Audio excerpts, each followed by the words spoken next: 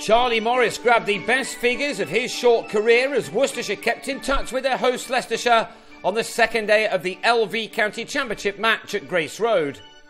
The home side started the second morning on 58 for 2, trailing on first innings by 179 runs, and before a run had been added, Jack Chantry removed Greg Smith, LBW. Over the last few weeks, Leicestershire have had a few collapses, and they may have been fearing the worst, but Josh Cobb settled things down, showing the full face of his bat as he drove nice and straight to get the day up and running for his team. At the other end was the captain Ramnaresh Sarwan, who's really struggled for form since his arrival a few weeks ago. In 8 innings prior to this one, the former West Indian international had scored only 138 runs with a top score of 60. For personal and team reasons, he needed a score here, and he would have been pleased every time he was fed his favourite cut shot.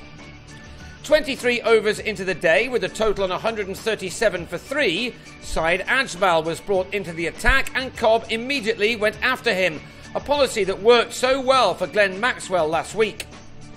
In the spinner's second over, Cobb leant back and drilled the ball over the wide long-off boundary for a 6 to reach his 5th 50 of the championship summer. He needed 84 balls for this one and had hit 8 fours as well as that maximum.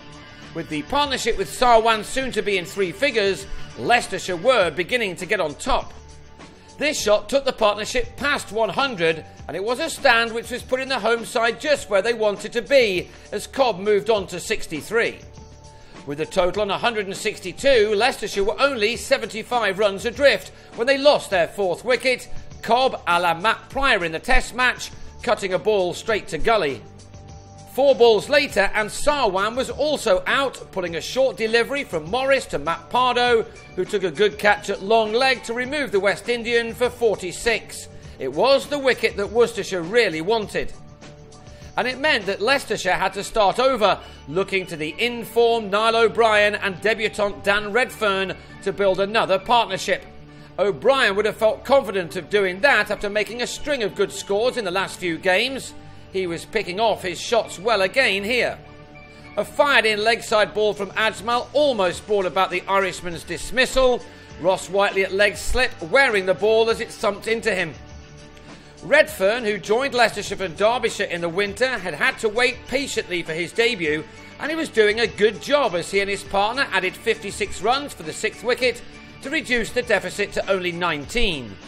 19 behind with 5 wickets in hand should have meant a good first innings advantage, but after Redfern on 21 edged Joe Leics to Daryl Mitchell, things began to unravel. Leics struck again in his next over to have O'Brien caught at the wicket for 29, with a total on 223, the deficit standing at 14.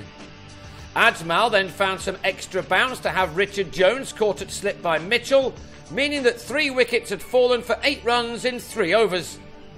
Leicestershire did move ahead just before Morris bounced out Ben Rain for 7 with the second new ball, the batsman looking a little surprised to be given out. With only Charlie Shrek, once a walking wicket, and Nathan Buck left, Worcestershire now would have hoped to keep the lead for the home side in single figures, but a last stand of 38 frustrated them somewhat. Morris, in his debut season, then had Shrek caught behind off a tickle to end with the best figures of his career of 4 for 76, as Leicestershire were all out for 278 to lead by 41. That was more than Worcestershire would have hoped for when they had their opposition on 240 for 9, but fewer than they might have expected when Cobb and Sarwan were adding 104 runs for the 4th wicket, taking the total to 162 for 3 at one stage. The first job for Pardo and Mitchell was to knock off that deficit. But they were still 23 runs behind when Pardo was furious with himself for edging Buck to Smith in the slips after making 7. It was to be the only success for the home side, who struggled to find another way through in the last 20 overs of the day. This game has really moved on at a pace, and with 2 days left and the forecast looking okay, there was no need for either Mitchell nor Tom Fell to try to score quickly. They could wait for the hittable ball for their runs, and that's what they did, as they carefully added 58 runs for the second wicket to almost make this a 2-day match from here, with nothing really to choose between the two teams at the halfway stage. The big difference is that Worcestershire are used to winning this season, while Leicestershire are not. The visitors will go again on the third morning on 76-1 for a lead of 35, with Mitchell on 44 and Fell on 24. Leicestershire will hope that, after working so hard for the last couple of days, they don't have one of those days when everything goes wrong.